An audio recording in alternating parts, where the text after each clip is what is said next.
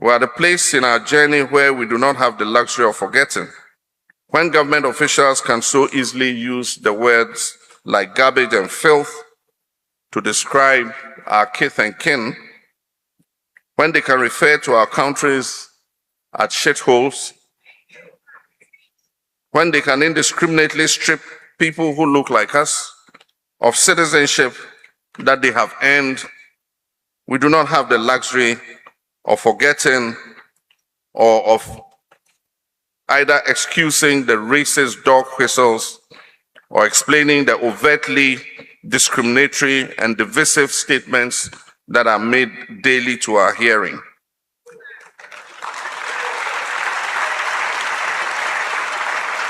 We have been divided with artificial borders of colonialism that split ethnic homelands right down the middle, with half of our communities being ruled by one European country and the other half being ruled by another.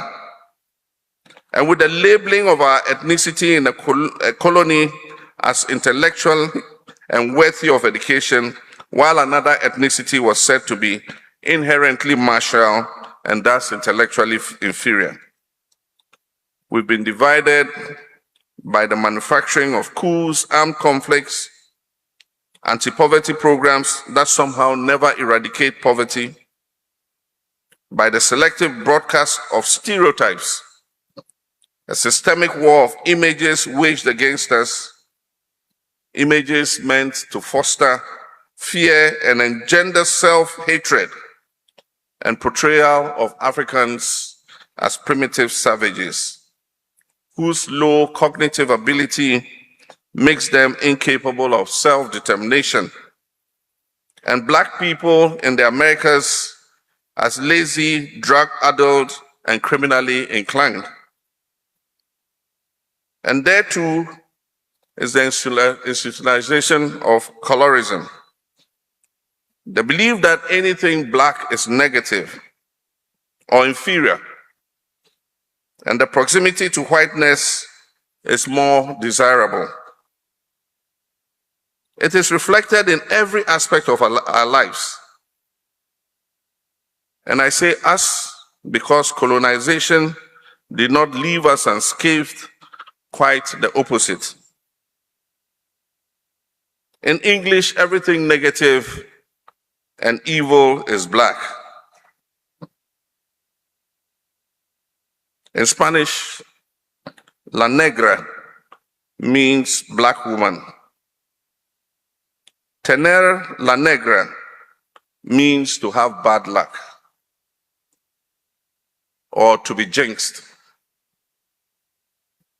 A once popular French expression that went out of vogue but has recently been making a comeback is travailler comme un nègre. Travailler comme un nègre, which means to work like a slave. And it's often also translated with the word slave being replaced by a more offensive racial slur. But anything in this life, once stripped of its power, will no longer work. And that is true of slurs, it is true of stories, especially ones that are complete fabrications. Let's take the narrative of those who oppressed us and work it. In fact, let's take their entire modus operandi and flip it and reverse it.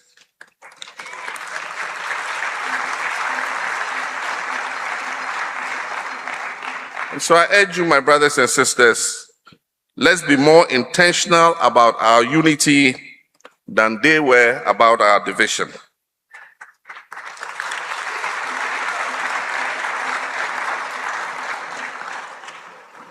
Your Excellencies, distinguished guests, our brothers and sisters from the 17th region of Ghana, it will not be a difficult goal to achieve.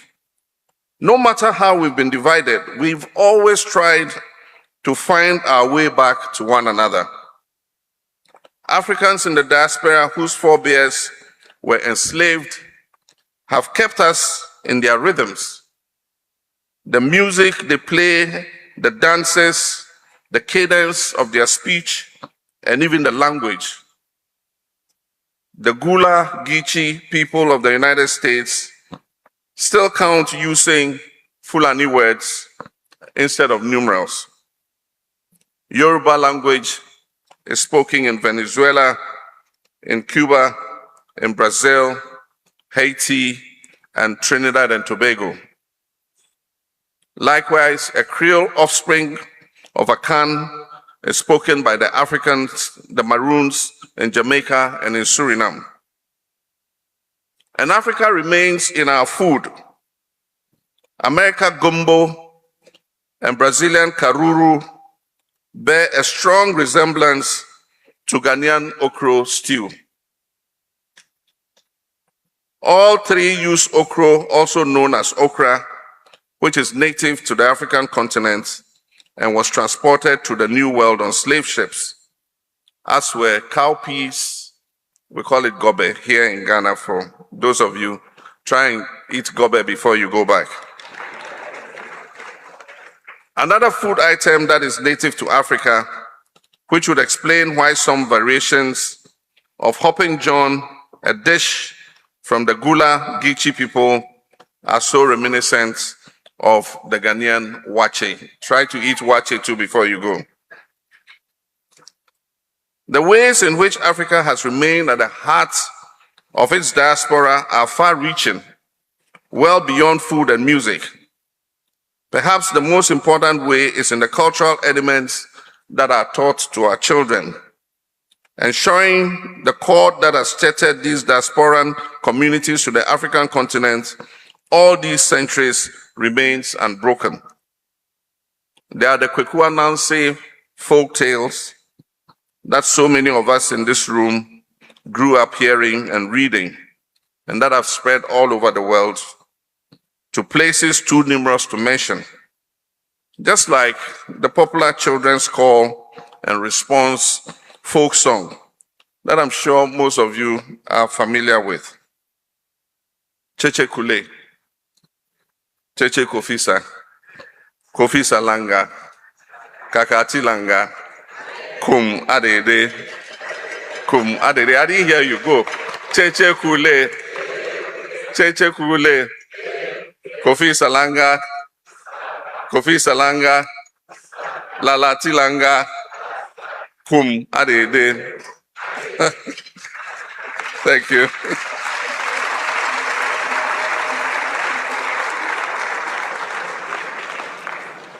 Ghana's first president, Dr. Kwame Nkrumah, said, and that quote has been shown here, "I'm not African because I was born in Africa, but because Africa was born in me."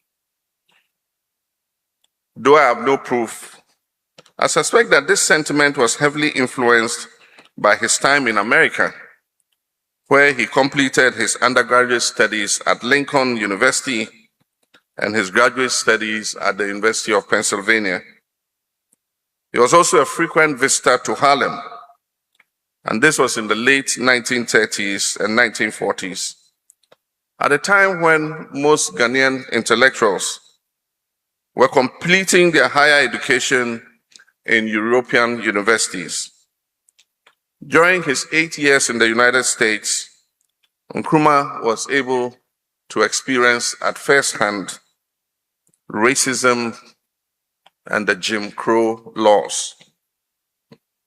Nkrumah was already a believer in Pan-Africanism before he went to the United States. He was a huge fan of Marcus Garvey, whose Black Star Line was an attempt to facilitate movements between North America and Africa, particularly Liberia, where free blacks had been emigrating since the 1820s. The Black Star, which is featured prominently on Ghana's flag, has come to be a defining part of our national identity. It underscored his rallying cry, which was the unity of all African peoples. He wanted the story of the diaspora and the stories of all the other indigenous people who had been colonized on the African continent to be a part of our national story. So much so that at the hour of Ghana's independence, Dr. Kwame Nkrumah famously proclaimed that the independence of Ghana is meaningless unless it is linked up with the total liberation of the African continent.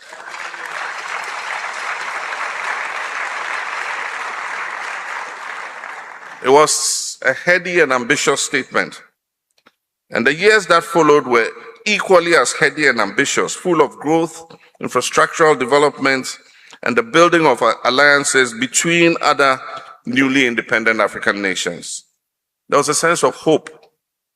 No, it was more than that. It was an intoxicating feeling of endless possibilities. It was a pure, perhaps naive belief that we could attain our own modern day version of the glory that our forebears like Shaka the Zulu and Mansa Musa had, and that we could build our nation states to be as exemplary as the Mwene Mutepa Empire, Songhai, Mali, and the Ghana empires that had existed before. And then came the coup d'etats, many inspired by the imperial nations. Not just in Ghana, but in most of the other nations that had newly gained independence. And then came even more coup d'etats, one after the other, following by the imprisonment and exile of our liberation leaders. We now know as Ghanaians, as author Ama Ataidu wrote, that there are powerful forces undermining our progress in Africa. We suffered decades of brain drain that emptied a sizable portion of the continent's population, adding scores of exiles to the diaspora. And our nations themselves were surviving, but barely, on the remittances that those individuals sent home. It will surprise you to know, in 1990, the total number of Africans who had migrated voluntarily to the United States eclipsed the total number who had been brought as enslaved people to leaving an utterly devastated continent. When it comes to reparative justice, we ask what is just. We're at a very pivotal place in our journey. There are those who have us go backward, not just 1 or 2 steps, as if that would not be bad enough. They want us to go all the way back. They want us to develop some sort of amnesia about the blood that was spilled, the lives that were lost, and the years that were sacrificed in order to fight for our freedom. We're at a place in our journey where we do not have the luxury of forgetting. When government officials can so easily use the words like garbage and filth to describe our kith and kin, when they can refer to our countries as shitholes, when they can indiscriminately strip people who look like us of citizenship that they have earned, we do not have the luxury of forgetting or of either excusing the racist dog whistles or explaining the overtly discriminatory and divisive statements that are made daily to our hearing.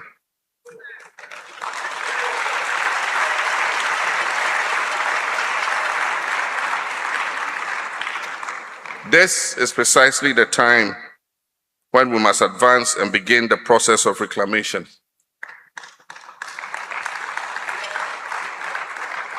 This is precisely the time when we must speak loudly and clearly, naming what it is we have lost as well as what it is we hope to gain. Her Excellency Mian Amor Motley, Prime Minister of Barbados, a great African sister, said in a lecture at the London School of Economics, the conspiracy of silence has diminished the horror of what our people faced. This year, at the UN General Assembly, I served notice that Ghana will move a motion next year to recognize the transatlantic slave trade as the greatest crime against humanity.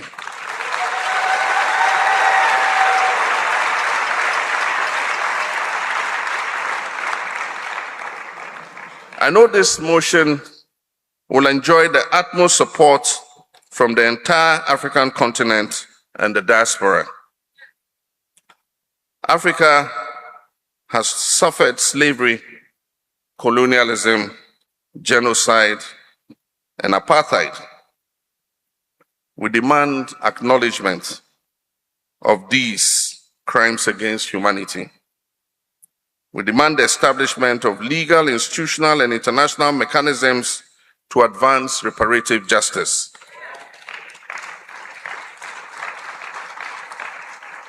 Reparations must include tangible measures such as debt cancellation, monetary compensation, return of stolen artifacts, institutional reform, and transformative economic redress in the global economic system.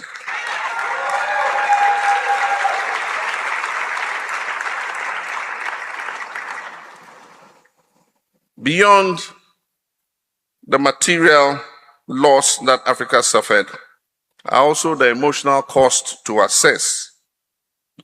According to the Oxford Dictionary, epigenetics is the study of changes in organisms that are caused by the modification of gene expression rather than the alteration of the genetic code itself. And studies have shown that trauma can be passed down transgenerationally through epigenetics. And so imagine then the various traumas that the people of African descent have faced.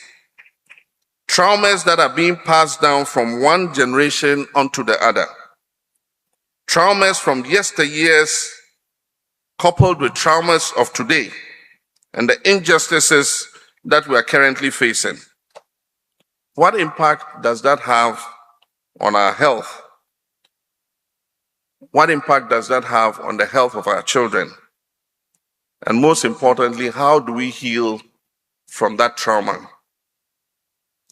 Ghanaian British actress, writer Michelle Cole wrote, "We can put fear of the future in front of us to block us, or put it behind us to drive us forward." As you debate all these questions and ideas, bear in mind that the future is upon us and that the future is African.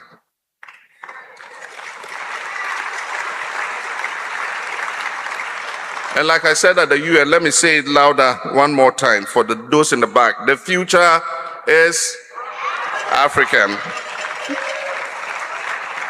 We hold in our hands the power to change the circumstances of our past. But we must be more intentional about our unity than those who oppressed us were about our division. And from the looks of this gathering, I can feel it that we are more united than ever.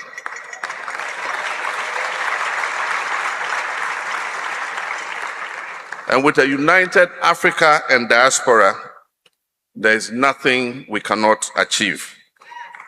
I thank you. I wish you fruitful deliberations, and it's my honor and privilege to declare the Diaspora Summit 2025 duly opened. Thank you.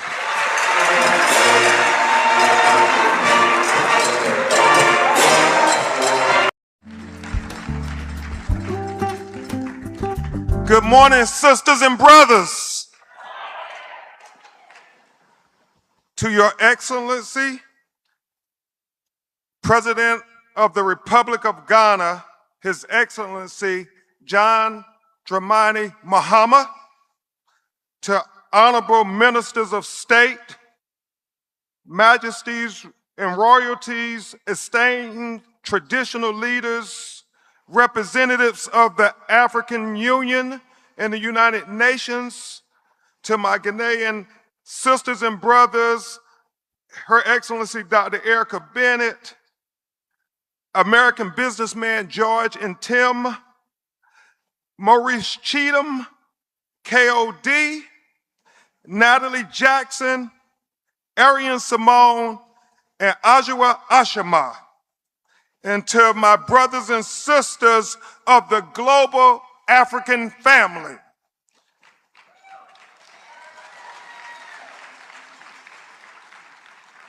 I greet you in humility.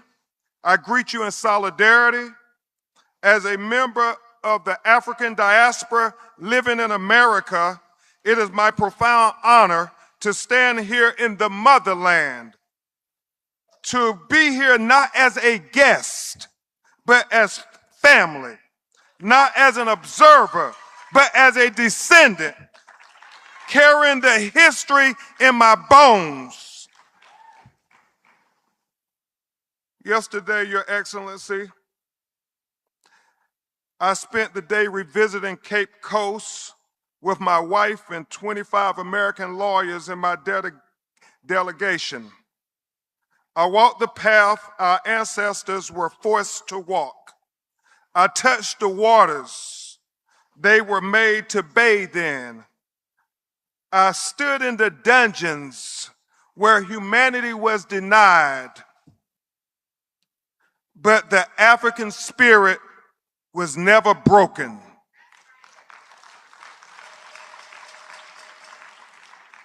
And then I stepped through the door of no return. But unlike our ancestors, I was granted the privilege they never knew. I walked back through the door of return. And above that door were the words that changed me. It said, "Welcome back home."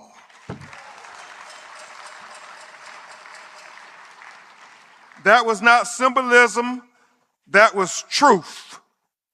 The African diaspora did not lose Africa. We were taken from Africa, but Africa never left us.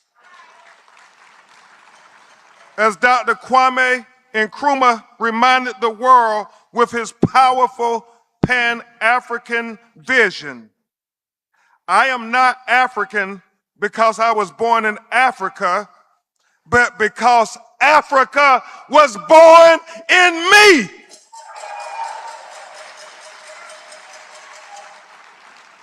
Africa was born in our resistance. Africa was born in our survival. Africa was born in our insistence on dignity and justice and repair.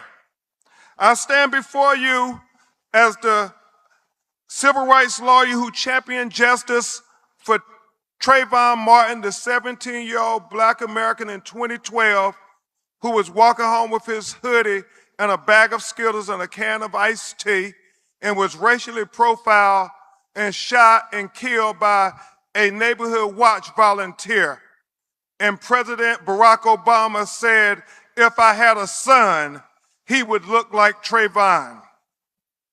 I stand before you as the civil rights lawyer who represented Breonna Taylor, our sister in Louisville, Kentucky, who the police kicked in her front door at 1 o'clock in the morning, executing a no-knock warrant, and mutilated that young princess's body with 8 bullet holes while she was practically naked in her own home. And I stand before you as the civil rights lawyer who championed justice for George Floyd, who was killed in Minneapolis, Minnesota, with a police officer knee on his neck for 9 minutes and 29 seconds while he said, I can't breathe 28 times. And the whole world said, until we get justice for George Floyd, none of us can breathe.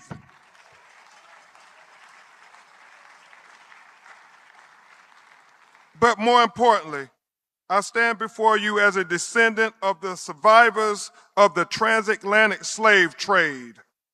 I represent families across the diaspora who still live with the consequences of enslavement, colonialism, racial violence. For us, reparative justice is not abstract.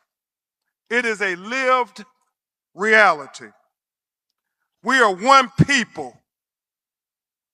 No one can divide us but us. No one can unite us but us. Reparative justice. Just as the enemies of equality believe and are unapologetic in their white supremacist beliefs, we as children of Africa must be unapologetic defenders of black life, black liberty, and black humanity.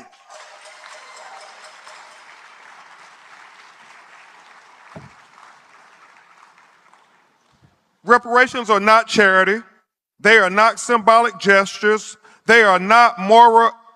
They are a moral and legal obligation owed for centuries for our stolen labor, our stolen land, our stolen resources, our stolen lives, and our stolen futures. I so humbly thank His Excellency, President John Dramani Mahama, for that historic speech in New York City at the United Nations. I applaud you. We stand for you for that historic proclamation on behalf of all of Africa.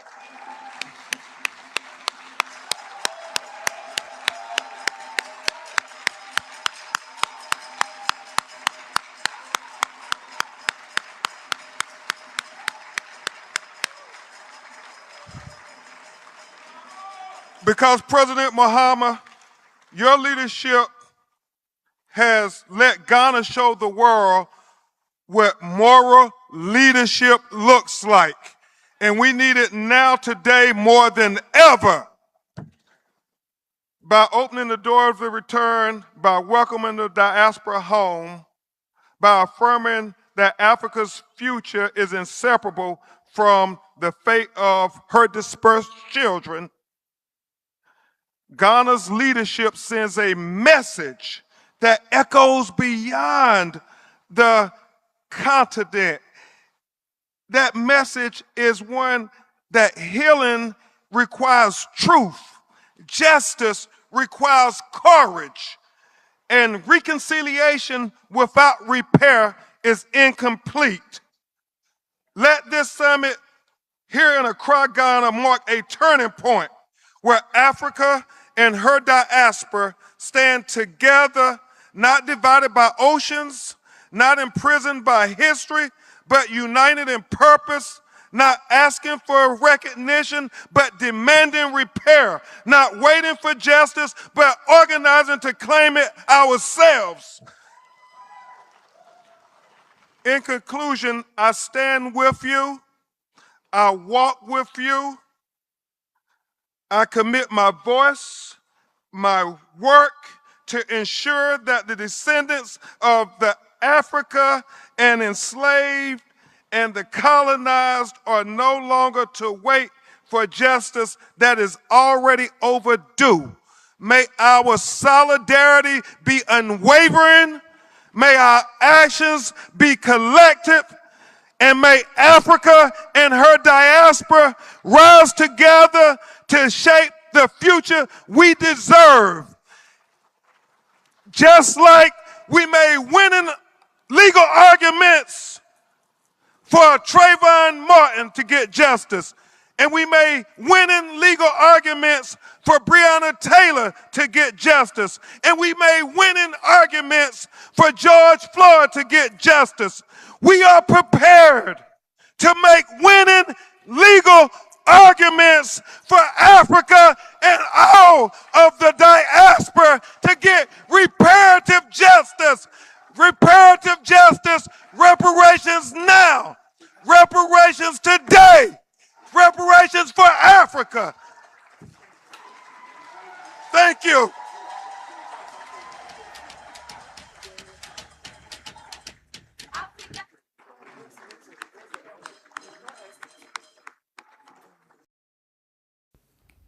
Brothers and sisters of Africa, give us your valuable thoughts about this video on the comment section below. Remember to like, share, subscribe, and comment. Thank you.